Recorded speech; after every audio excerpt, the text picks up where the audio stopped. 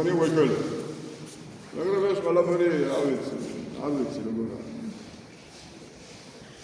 ეს ყველაფერი ფარსი რო არ ყოფილიყო. მაშინ ამდენი ხალხი საქართველოს არ დატოვებდა. და დღეს ის საშიშროების წინაშე რაშიდაც გიორო ჩვენ ის განსასწრებელი რაც მოგვივლინა ჩვენმა უგონობა ეს არ გვექნება.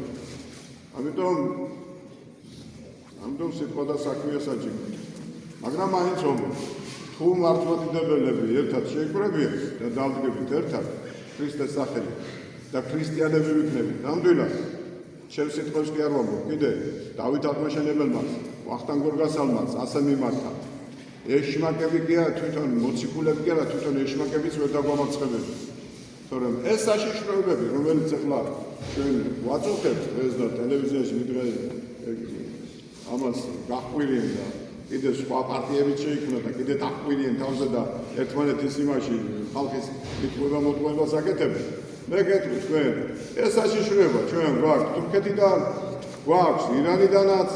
გვაქვს რუსეთიდანაც და გვაქვს კიდე რა თელი ამიერ კავკასიიდანაც ეს საშიშროება ჩვენ სულავ ამაში ცხოვრობ ჩვენ მაგრამ ცხოვრობდა ის ხალხი ვისაც ჰქონდა სიტყვა და ვისაც ჰქონდა რწმენა ვისაც ჰქონდა მკლავი და ვისაც ჰქონდა ღირსება მაგრამ რა ვიცი აბა მოღალატეს მე დღემში არ გაყოლია ქართველი ახლა მიყვება ეს 30 წელიწადია სულ მოღალატეებს დასდევენ სულსულა გვერდში საჭმელის გული და ქრისტიანები არიან და მართლმადიდებლები შეცნობა უნდა ყველა იმ ცოდვას რომელიც ჩავიგინე შეცნობა უნდა იმ ცოდვას რომელიც სიბრმავე ჩვენ გვაქვს რომლითაც გვაქვს სიბრმავე და მონაnieვა უნდა ამას თორემ ეკლესიის სიარული კი არ შეიძლება ბევრია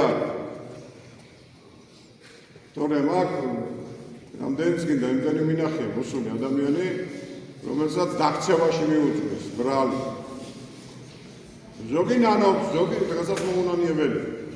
ღმერთმა მიცე შენდობა მაგრამ რა ამ შვილდორა მაგრამ ჩვენ უძახით რომ შეინანე იმიტომ რომ არ გვინდა რომ წარწმდა